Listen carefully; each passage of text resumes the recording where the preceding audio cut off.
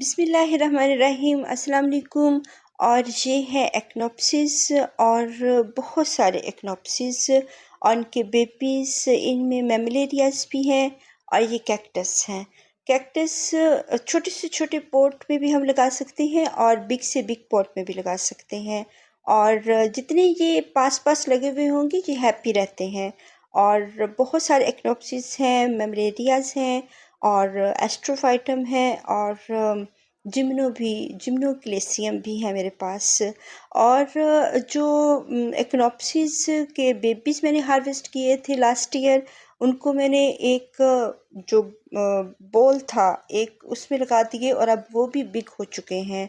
और आज हम इनकी अरेंजमेंट करेंगे और फेरी गार्डन बनाएंगे और फेरी गार्डन में इसकी अरेंजमेंट करेंगे। और बहुत सारे कैक्टस होते हैं हमारे पास, इनको फ्री हैंड पकड़ना बहुत मुश्किल होता है। इनको किसी क्लिपर की मदद से पकड़ना चाहिए या इनको किसी टूल की मदद से उतारना चाहिए। जो इनके छोटे छोटे से बारीक से थॉर्न्स होते हैं वो बहुत चुभ जाते हैं हाथों पे और फिर निकालना बहुत मुश्किल होता है। जो बिग थॉर्न्स होते हैं वो तो निकल जाते हैं, लेकिन जो बहुत शॉर्ट होते हैं, बहुत थिन होते हैं, उनको निकालना काफ़ी मुश्किल होता है। और हम इनकी अरेंजमेंट करेंगे और जितने ये पास पास लगे हुए हों उतने ही ये ठीक होते हैं और खूबसूरत लगते हैं। और अब इनके बहुत सारे जो और भी बेबीज़ हैं वो इनके डेवलप हो चुके हैं और ये सारा साल ही ग्रोथ पे रहते हैं। और जो गर्मियाँ होती हैं उनमें ये ज़्यादा ग्रो करते हैं।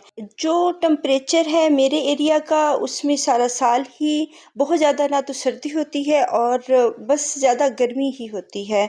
तो ये सारा साल ही तकरीबन यहाँ पे बढ़ते रहते हैं। और जब ठंडा मौसम होता है, नवंबर और दिसंबर का मंथ होता है, तब इनकी फ्लावरिंग भी होती है। क्योंकि मेरे एरिया में ज़्यादा ठंडक नहीं होती है, वरना जो ठंडे इलाके होते हैं वहाँ पे ये गर्मियों में ज़्यादा ग्रोथ पे होते हैं। और जो मेरा एरिया गर्म इलाका है तो यहाँ पे ये गर्मियों सर्दियों दोनों में ही ग्रोथ करते हैं और हैप्पी रहते हैं। इनको जो है बहुत ज़्यादा केयर की ज़रूरत भी नहीं होती है। तो अब हम इनको उधर लेके जाते हैं जहाँ पे हमने अरेंजमेंट करनी है। और ये पार्शियल लाइट और शेडी एरिया है। सुबह के टाइम यहाँ पे धूप आती है और इसके बाद यहाँ से चली जाती है क्योंकि सर्दियाँ आ रही हैं। तो वरना तो गर्मियों में पूरे टेरेस पे ही धूप होती है। और ये हमारा एरिया है जहाँ पे हमने अरेंजमेंट करनी है। और ये जो सुकुलेंट्स और कैक्टस होते हैं ये एक दिन में इनकी कलेक्शन नहीं होती है, बहुत सालों में होती है। और तकरीबन जब मुझे शौक़ था तब ये मुझे इतने कॉस्टली नहीं मिले हुए। मुझे तकरीबन 50 रुपीज़ 30 रुपीज़ में भी ये कैक्टस मिले हुए हैं। और अगर वक्त के साथ साथ अब ये तो बहुत ज़्यादा कॉस्टली हो चुके हैं, लेकिन पहले ये बहुत कोई नर्सरीज़ पे इनको पूछता भी नहीं था जब मुझे ये शौक़ था। और मेरे हस्बैंड ने जब मैंने न्यू न्यू कैक्टस लिए क्योंकि मुझे बहुत अच्छे लगते थे, तो उन्होंने उस कूड़े में फेंक दिए, डस्टबिन में फेंक दिए और कहते थे कि ये अच्छे नहीं होते घर में और थोर्नी प्लांट्स घर में नहीं रखने चाहिए हैं, ये सही नहीं होते हैं और अजीब अजीब नेम से उनको पुकारा जाता था। हालांकि ये वो प्लांट्स हैं जो कि अल्लाह ताला ने डेजर्ट एरिया के लिए बनाए हुए हैं और ये अपनी हिफाजत के लिए इनके ऊपर थॉर्न्स है ताकि जंगली जानवर इनको खा ना जाए वहाँ पे। और वहाँ पे जो कैमल्स वगैरह होते हैं वो तो फिर भी कैक्टस को खा लेते हैं। और वहाँ पे जो मारखोर होते हैं उनका अपना तरीका होता है, वो अपने हेड से इनको नीचे गिराते हैं पहाड़ से और वो जब पीसेस में हो जाता है तो अंदर से उसको खा लेते हैं। उस एरिया के हिसाब से अल्लाह ताला ने इनको बनाया हुआ है कि लो मेंटेनेंस होते हैं, वहाँ ज़्यादा बारिशें नहीं होती और इनको ज़्यादा पानी की ज़रूरत नहीं होती। तो ये ऐसे ही बढ़ते रहते हैं और इनके अंदर अपना ही एक पानी होता है, लिक्विड होता है जो कि उसी पे ये बढ़ते रहते हैं और इनको एक्स्ट्रा पानी की ज़रूरत नहीं होती है। और खूबसूरत फ्लावर्स भी आते हैं इनके और ये अपनी प्रोपगेशन खुद भी करते रहते हैं। और जब उन्होंने कूड़े वाले को दे दिए तो थोड़े दिन तो मेरा क्रेज़ ख़त्म हुआ, लेकिन बाद में फिर मैंने कलेक्शन शुरू कर दी और उनको मैंने बताया कि ये बहुत खूबसूरत होते हैं और ये इनकी केयर भी नहीं करनी पड़ती और ये ऐसे ही पड़े रहते हैं और हम हमारे एरिया को ये ग्रीनरी भी देते हैं और हमारी हवा को ये फ्रेश भी करते हैं। तो लो मेंटेनेंस प्लांट हैं तो इनका कोई कसूर नहीं है कि ये कोई ख़राब हैं या ये सही, और इनको बुरे-बुरे नामों से याद किया जाता है, ये बिल्कुल गलत है। अल्लाह ताला ने हर जगह के हिसाब से हर एरिया के हिसाब से वहाँ के मुताबिक, माहौल के मुताबिक ही तमाम प्लांट्स, जानवर, परिंदे और सब कुछ उस एरिया के मुताबिक ही बनाया हुआ होता है। और जब हम उनको अपने एरिया में लेके आते हैं, वो हमारे एरिया का हिस्सा नहीं होता है, लेकिन हम अगर वही चीज़ इनको यहाँ पे मुहैया करें, तो ये हमारे गार्डन में भी रह सकते हैं। तो मेरे हस्बैंड ने फिर दोबारा कोई मेरे गार्डन में मुदाखलत नहीं की, और जब भी मैं अपने हस्बैंड के साथ कहीं शॉपिंग पे जाती थी, तो मैं उनको नर्सरी ले जाती थी और वहाँ से जब भी मुझे अच्छा प्लांट कोई मिलता था, तो वो मैं बाय कर लेती थी और मैं अपने सूट वगैरह, अपने ड्रेसेस 1-2 कम कर लेती थी। और मुझे इतना क्रेज़ था इन प्लांट्स का, और अभी भी है, लेकिन मैंने अब थोड़ा-सा कंट्रोल किया है, क्योंकि मेरे पास वो इक़्साम के प्लांट्स हैं जो किसी के पास भी नहीं हैं। तो अब ये है कि हम इनकी जो है प्रोपेगेशन कर सकते हैं, इनको बहुत ज़्यादा अपने गार्डन में कर सकते हैं, और न्यू प्लांट्स जब मुझे कम कीमत पे कहीं से अच्छी कीमत में मिलते हैं, तो फिर मैं वो उठा लेती हूँ वहाँ से। और ये वाक़या है तकरीबन 6-7 इयर्स पहले का, और 6-7 इयर्स माशाल्लाह मेरे पास बहुत सारे कैक्टस, बहुत सारे हुवर्थियास और एचेवेरियास और बहुत सारे स्नेक प्लांट्स, सैंसेवेरियास, इंडोर प्लांट्स और फ्रूटिंग प्लांट्स, बहुत सारे प्लांट्स मेरे पास हो चुके हैं। लेकिन अब हमने ये करना है कि अगर हमारे पास बहुत ज़्यादा प्लांट्स हो जाते हैं, तो फिर हमने अपने गार्डन से ही उनको फ्री में बनाना है, उनकी बहुत अच्छी कटिंग्स लगानी है, प्रोपेगेशन करनी है और अपने गार्डन में उनको बहुत ज़्यादा करना है। और अगर हमारा गार्डन फ्री में बन रहा है, तो इससे ज़्यादा खुशी की बात तो कोई भी नहीं होती। कैक्टस को अगर हम छोटे पॉट्स में लगाते हैं, तो उसमें हमें वाटरिंग जल्दी से करनी पड़ती है। अगर हम छोटे पॉट में कैक्टस के, और ख़ास तौर पर जो बेबीज़ होते हैं, उनमें इतना पानी स्टोर नहीं होता है, तो इसलिए उनको 15 डेज़ के बाद वाटरिंग कर दें। अब ये जो छोटा पॉट था, इसको मैंने 2 मंथ रख छोड़ा है और वो ड्राई हो गया है, कैक्टस का बेबी था, तो बहुत गर्मी थी और मैंने इसको वाटरिंग नहीं की, जिसकी वजह से वो ख़त्म हो गया। तो उसको हम रिप्लेस, उसकी जगह पे एक न्यू उसका बेबी मैंने कर दिया है। और ये जितने भी बेबीज़ हैं, ये अगर अपने वक्त के साथ, वैसे तो ये सनी एरिया में ही पड़े हुए हैं, लेकिन बहुत सारे बेबीज़ होते हैं जिनको बहुत धूप में ये बर्न होना शुरू हो जाते हैं। जो मदर प्लांट्स होते हैं, वो तो बहुत सारी जो धूप होती है उसमें रह लेते हैं, फिर भी उनको जो 48-50 टेम्परेचर होता है, उसमें ग्रीन नेट के नीचे ही रखना पड़ता है। तो जो बेबीज़ होते हैं, वो इतनी धूप को बर्दाश्त नहीं कर सकते हैं, जिसकी वजह से हम उनको थोड़ी-सी पार्शियल लाइट देते हैं, तो थोड़े-से ये लैगी-लैगी से हो जाते हैं, वरना ये सूखना शुरू हो जाते हैं। बहुत गर्मी में अगर हम इनको बहुत ज़्यादा पानी बहुत ज़्यादा देना शुरू कर देते हैं, तो ये फिर रोट हो जाते हैं। तो इससे बेहतर है कि ना तो हम इनको पानी ज़्यादा दें और ना ही धूप ज़्यादा दें। तो एक ठंडी जगह दे दें, पार्शियल लाइट दे दें, वो इनके लिए बहुत अच्छी और बेस्ट होती है। और इनको बहुत ज़्यादा धूप में ना रखें। वहाँ से अगर ग्रीन नेट है, तो उसके नीचे ये बहुत अच्छे तरीके से चलते रहते हैं।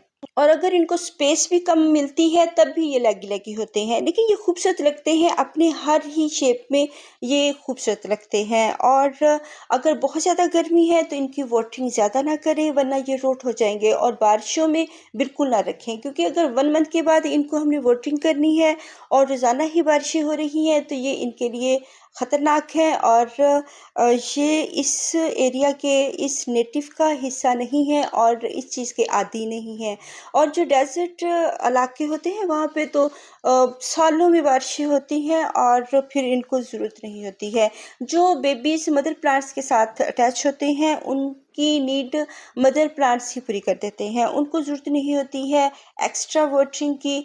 और अगर हमने इनको सेपरेट किया है तो फिर हम इनकी थोड़ी-सी एक्स्ट्रा केयर करेंगे, इनको थोड़ी-सी पार्शियल लाइट देंगे और इनकी लेकिन वाटरिंग फिर भी रोकेंगे, क्योंकि ये पानी वाले प्लांट्स नहीं हैं। ये ड्रॉट टॉलरेंट होते हैं और खुश्की वाले एरिया को पसंद करते हैं, तो इनको पानी पसंद नहीं होता, ना ही बारिशें पसंद होती हैं। बारिशों का पानी हम कलेक्ट कर सकते हैं, अपनी मर्ज़ी से दे सकते हैं, लेकिन हम इनको रोज़ नहीं देंगे। जब ये वेल रूटेड हों तब हम इनको फर्टिलाइज़र, लिक्विड फर्टिलाइज़र माइनर सा दे सकते हैं और पत्तों की खाद का, ऑल पर्पज़ जो खाद होती है उसका दे सकते हैं, गोबर की खाद का भी दे सकते हैं, लिक्विड माइनर सा लिक्विड दे सकते हैं। लेकिन जब ये वेल रूटेड हों और बहुत भरे-भरे से हों और इनकी ग्रोथ हो रही हो, लेकिन जब हमने अभी इनको उतारा है, अब तो हम इनको वाटरिंग भी नहीं करेंगे। अब इनकी रूट्स तो हैं लेकिन पे कैलस नहीं आया हुआ, जो कि ये मदर प्लांट्स के साथ जब अटैच होते हैं तो जब हम इनको उतारते हैं तो वहाँ पे कैलस लाना बहुत ज़रूरी होता है। तो जब हम इनको डिस्टर्ब करते हैं, जब ये डिस्टर्ब होते हैं, जब हम इनको अ, उस एरिया से निकाल के दूसरे एरिया में लेके जाते हैं तो ये शॉक में चले जाते हैं। और जब शॉक्ड प्लांट जो होते हैं उनको बहुत ज़्यादा फर्टिलाइज़र देना या वाटरिंग करना ये सही नहीं है। और इसको पहले हम शॉक से निकालेंगे ताकि ये अपनी ग्रोथ पे आए। जब ये बढ़ने शुरू होंगे तो फिर हम धूप वाले एरिया में थोड़ी-सी इनको लिक्विड फर्टिलाइज़र देंगे, सर्दियों की धूप में, गर्मियों की धूप में नहीं देंगे। और जो छाँव में पड़े हुए हैं, उनको लिक्विड फर्टिलाइज़र देने की ज़रूरत नहीं है, वरना वो लैगी-लैगी से हो जाएँगे। और अगर आप उनको थोड़ा-सा हाइट में देखना चाहते हैं, तो हल्की-सी खाद दे सकते हैं। और अगर हमने न्यूली उनको किसी पॉट में रीप्लांट किया है और उसमें उसकी जो सॉइल है, उसमें खाद शामिल है, तो फिर हमें और मज़ीद खादें देने की ज़रूरत नहीं है। इनको जो है ज़्यादा खादें पसंद नहीं होती हैं।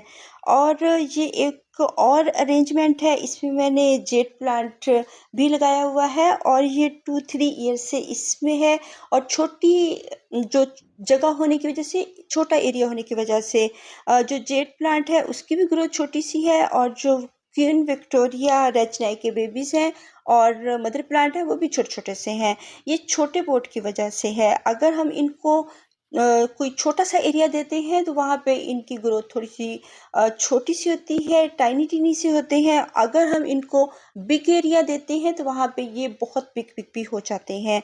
और इनको हमने बिग स्पेस ज़रूर देनी है, लेकिन वहाँ पे पानी को और मज़ीद रोकना पड़ेगा, क्योंकि अगर एक बिग स्पेस में आप अच्छी तरह भर के वाटरिंग कर देते हैं तो वहाँ पे ये बहुत इनको ड्राई होने में तकरीबन 1 मंथ तो लग जाता है। और अगर जो पॉट 1 मंथ में, 2 मंथ में ड्राई हुआ है तो फिर उसको 2 महीने और दें, वो ड्राई ज़ोन में रहें प्लांट्स। तो तकरीबन जितने बिग पॉट होते हैं उसमें हम उतनी ही लेट वाटरिंग करते हैं। तो ये हमारी अरेंजमेंट भी बहुत अच्छी सी तैयार हो चुकी हैं। इसमें हम पेबल्स वाइट कलर के डाल सकते हैं, इसमें जो भी आपके पास हों, ग्रेवल्स, पेबल्स और ये चिप्स, बजरी, जो भी रॉक्स वगैरह हों हम उसकी अरेंजमेंट कर सकते हैं। तो इसको भी मैंने खुद ही अपने कैक्टस के लिए बाय किया है, क्योंकि अब तो पत्थर वगैरह लगते हैं, चिप्स या ग्रेवल्स नहीं लगते हैं तो घरों में भी। तो इसलिए मैंने इनको ख़ास तौर पर अपने सुकुलेंट प्लांट्स के लिए ही बाय किया है। जितने भी ये रॉक्स हैं आपको जिस भी कलर में मिल जाए और जो इजीली दस्तयाब हो तो आप इनको बाय कर सकते हैं। रॉक्स वगैरह में भी कैल्शियम मौजूद होती है और जो हमारे कैक्टस प्लांट्स हैं इनमें बहुत खुश रहते हैं। जो सकुलेंट्स प्लांट्स होते हैं या ये कैक्टस होते हैं, रॉक्स को बहुत पसंद करते हैं, पेबल्स को, क्योंकि इनसे भी इनकी नीड पूरी होती है। और जो ये रोलिंग वगैरह करते हैं इससे स्टेबल भी हो जाते हैं। इतनी ज़्यादा ना डालें कि वो पानी को होल्ड करके रखें। और लेकिन अगर हमें पता है कि हमने 1 मंथ से इनको वाटरिंग नहीं की है तो फिर हम इसमें डाल सकते हैं। अल्लाह हाफ़िज़।